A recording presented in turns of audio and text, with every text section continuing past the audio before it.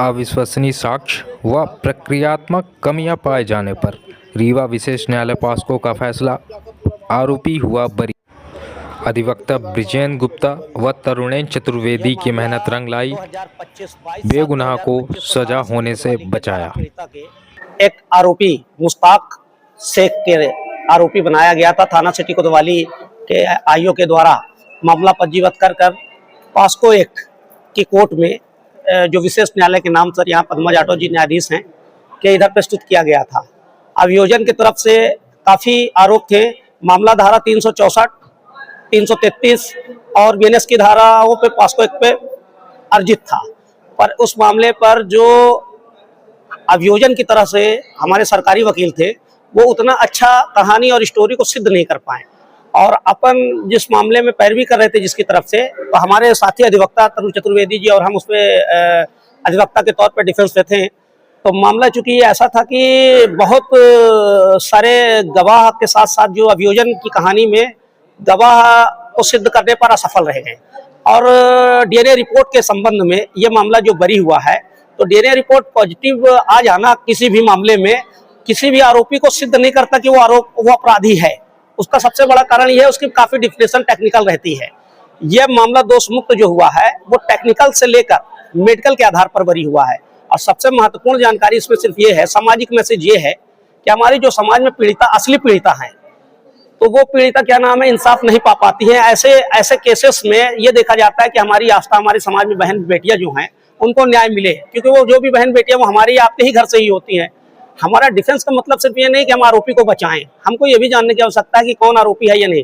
इस पूरे मामले में पहले की जो इनकी जो रंजिश थी वो पैसे के लेन देन से थी।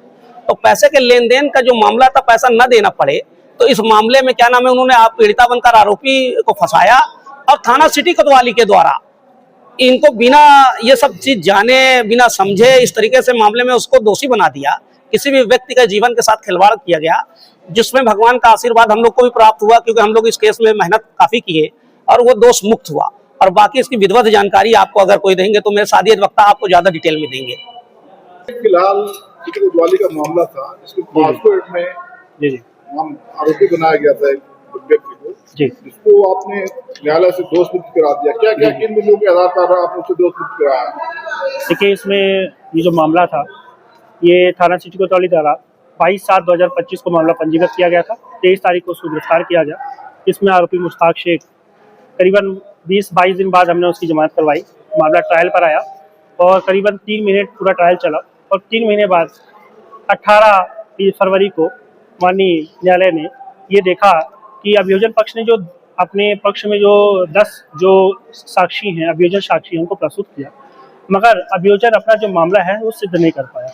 इस मामले, संपूर्ण मामले में एक महत्वपूर्ण चीज़ थी जो डीएनए रिपोर्ट पॉजिटिव था, क्योंकि मामला जो था, पीड़िता के जो बयान थे, चाहे वो पुलिस बयान हो, चाहे एफआईआर ले लीजिए, चाहे उसके 164 के बयान हो, उसमें समय भिन्नता थी, और इनका पूर्व का आपसी विवाद था जो ऑटो का लेन देन का था। वो चीज़ को हमने ऑनरेबल कोर्ट के समक्ष उसको रखा। कोर्ट ने देखा, कोर्ट ने पाया, हमने कुछ दस्तावेज भी रखे और अपने बचाव में हमने बचाव साक्ष्य भी दिया।